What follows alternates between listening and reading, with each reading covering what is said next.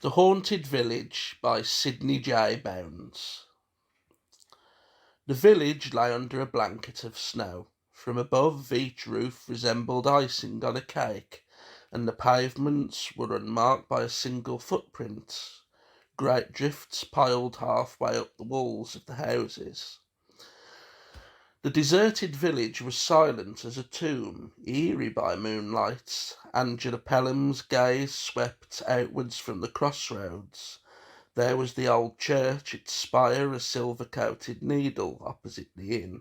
Then a row of shops, the butcher's and baker's and the post office, and scattered groups of houses reached to the outskirts. Angela, muffled against the December evening in a duffel coat and ski trousers, crouched out of the wind, sketch-book in hand. Her pencil moved swiftly, outlining buildings and blocking in shadows. She jotted down brief notes, blue tints in the snow, the darkest shadows ink black. At 15, Angela wanted only to be an artist. She spent all her spare time sketching and painting and longed for the day when she could go to art school. She wondered if she'd get an easel or a box of oil paints for Christmas. Concentrate, she told herself. No half tones, just a stark contrast of black and white. Should she put lights in the windows, a solitary figure trudging along the high street? It was odd that nobody came here now, only visitors in the season. Local kids seemed to avoid the place, yet Angela could remember having a lot of fun here with her brother when they were younger. The village was half buried, yet the snow was only inches deep. It was a toy village with every building to scale.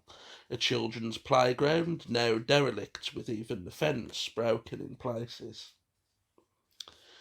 She used a soft lead pencil to indicate shadow, and what was that? Her pencil jabbed a hole in the paper as a dismal wailing startled her. It was a frightening sound in that lonely place, rising and falling like a siren. Her scalp lifted and she fought down an impulse to run. Take a grip on yourself, Angela. It could be someone in trouble. She straightened up, slipped the pad and pencil into her pocket and stepped into the keening wind. "Who's there?" she called. The long drawn-out cry came again, quivering, setting her nerves on edge. "Where are you? What's wrong?" The sound seemed to come from inside the village, and she walked around the low iron railing, looking down on the small-scale streets. There was no one to be seen, yet the wailing cry continued. It was when she saw her own footprints in the snow and realised there were no others that she lost her nerve. She swung about as if stung by a wasp and ran, the strange cry echoing dismally behind her. She ran through the empty streets of the seaside town of Branscombe, vaguely aware of the distant surge of the sea over shingle.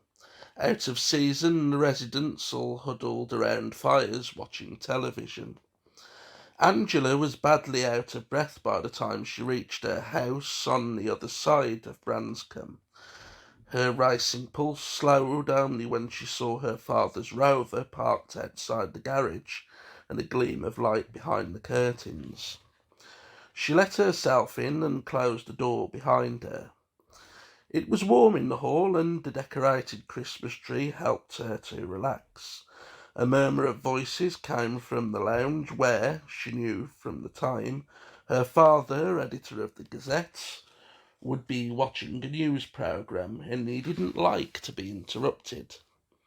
Her brother Derek came down the stairs clutching the football annual and transistor radio. Angela took a deep breath. She just had to tell somebody. "I had a scare, Derek, at the village, you know, where we used to play. I was making a sketch for a painting and—" knowing 14-year-old eyes surveyed her coolly. "And I heard this sound, a sort of wailing, and there weren't any footprints. It was scary. Derek only grinned. Just somebody playing a joke on you. It wasn't like that at all. There really wasn't anybody there. The grin widened on Derek's face. Angela snapped. All right then, come back with me now. You're serious, aren't you? A real live ghost? This I have to see. Okay, let's go. Derek shrugged into his anorak, and together they went out into the cold night air. The streets of Branscombe were empty except for a passing car. They might have been alone in the world. The slow surge of the sea made a soft background noise. As they came in sight of the toy village, Derek slowed and carefully studied the ground. He saw Angela's footprints, but no others. The moon was full and almost as bright as day. Individual buildings showed up clearly. The church and the greengrocer's and the sweet shop. The village was silent, snowbound, the surface of the streets unmarked. Angela still felt nervous, glad she wasn't alone. Derek moved towards a gap in the railings. I'll just take a look around inside. They both jumped as an eerie wailing started up. Derek clenched his hands. Still at it, are they? Just wait till I get my hands on these jokers. His expression was fierce, but he went forward with obvious reluctance. He stayed outside the fence and warily circled the village as the strange cry sounded again. He saw no one, and the layer of surface snow remained unbroken. Angela, following him, suddenly clutched his arm. What's that?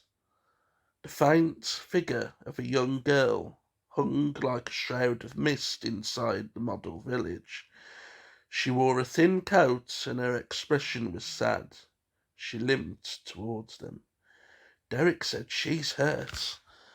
But Angela trembled. Oh no! She realised that she could still see the church spire of the village through the figure. The girl limped nearer, holding out her hands in a gesture of supplication.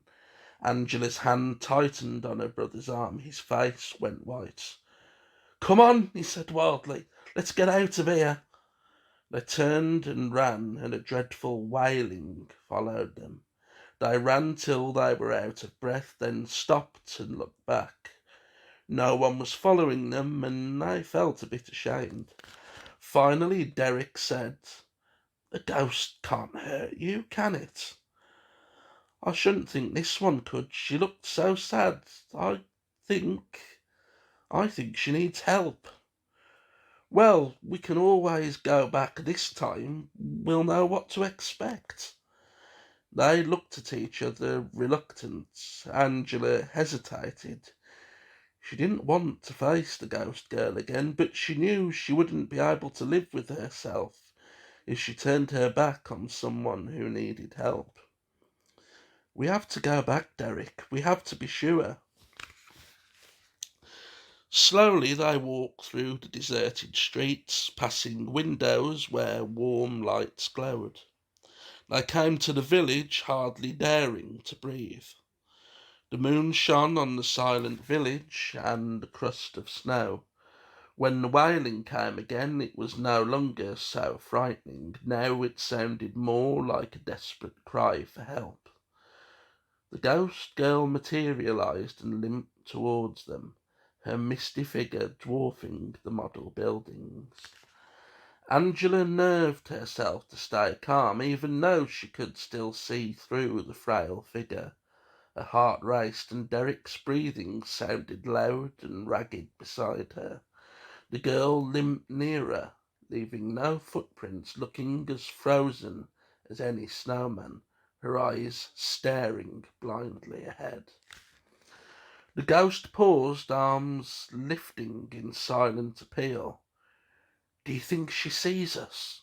Derek whispered. Angela tried to speak, cleared her throat, and started again. Can we help? We will if we can. The girl stared through them, and Angela had the uncanny feeling that they might seem as unreal to her as she did to them.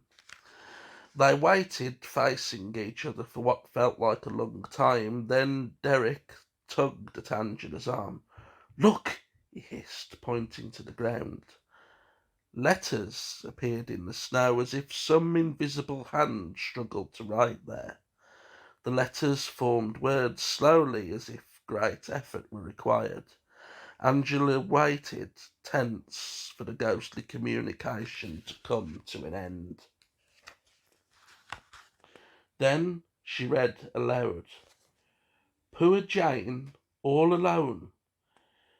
As she finished speaking, the letters faded and the snow became blank again. The girl's face lit up, then she too faded as the message had. Now there was only the empty village in the moonlight and, distant, the sound of the sea. Angela looked at Derek, but he only shrugged. As they walked home, she said, "It seems a lot of trouble to go to, just to tell us she was alone." "Weird," her brother agreed. "What else does she expect? Of course, a ghost is all alone. It stands to reason. I wonder who she was." "Dad will know. Let's ask him." They began to hurry. Indoors, their father was relaxing in front of a log fire in the lounge, and their mother was pouring coffee. Robert Pelham switched off the television and gave his attention to his excited children. "A little calm now, and one at a time. You first, Angela." He listened with the professional interest of a newspaper man till she had finished. "Yes, I seem to remember something about it. Hang on a moment." He went into his den and returned with a pile of newspapers and rummaged through them. "Yes, here we are. A tragic affair. And it happened exactly 12 months ago to this day. The girl was an orphan from our local home. It seems she was playing alone in the toy village when she tripped and broke a leg. Nobody knew where she was. As soon as she was missed, a search was started, but she was found too late. She had frozen to death." He brooded a moment. "I want you to recall exactly the message in the snow. Poor Jane, all alone. Have I got it right?"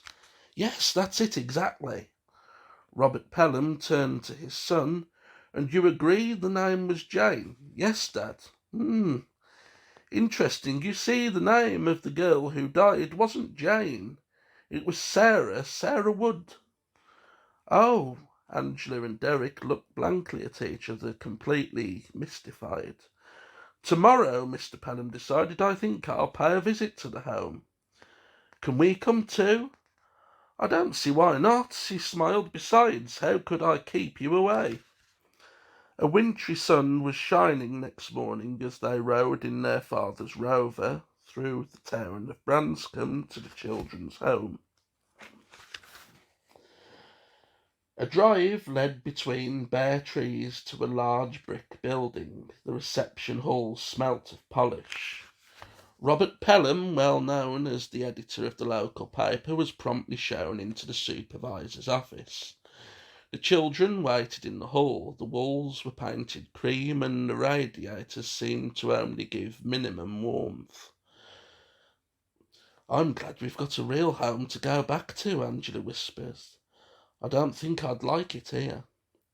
While they waited, some of the children came downstairs and crossed the hall. They looked curiously at Angela and Derek as they passed.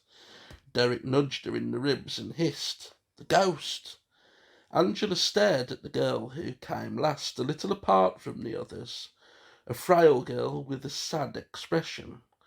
There was the shock of recognition, and she felt quite faint until she realised that this girl was not limping.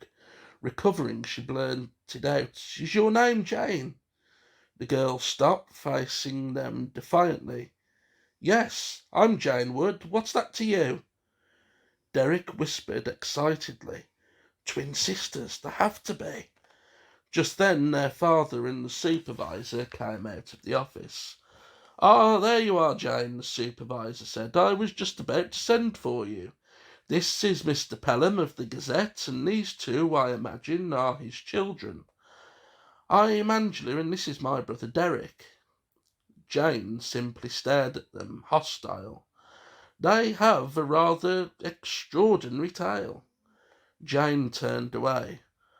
"I don't want to know. Please leave me alone." Angela called after her. "Then you'll never know what about your sister, will you?" Jane stopped. "What do you mean? Sarah's dead. Dead." "And she gave me quite a scare last night," Angela said. "She still cares about you, Jane. Cares enough to come back to help you." "Nobody can help me," Jane said shortly. "You don't know what it's like here without her, but I've got nowhere else to go." Angela glanced quickly at her father. Then she said, "I suppose, that is, you wouldn't like to spend Christmas with us, would you?" Jane looked at her guardedly. "You mean just a day, spend Christmas Day with you?"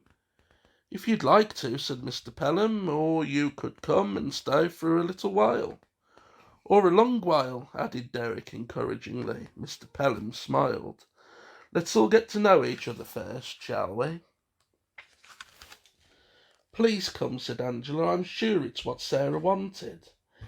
Then Jane turned to the supervisor, and he nodded his approval. She gave just a small, cautious smile, but it was a smile full of hope. Later that day, Angela returned to the toy village, feeling that perhaps, in some strange way, she could tell poor Sarah that her plea had been answered. But there was no need. The village was silent now and completely deserted. Sarah was at peace.